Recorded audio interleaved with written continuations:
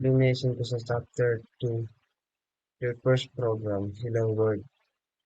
It's time to start writing some real working Python code.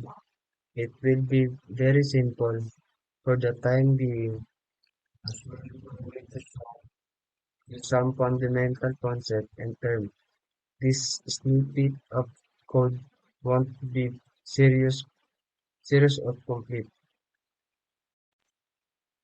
Alternatively, launch IDLE, create a new Python source file, feed it with this code, name the file and save it. Now run it if everything going okay.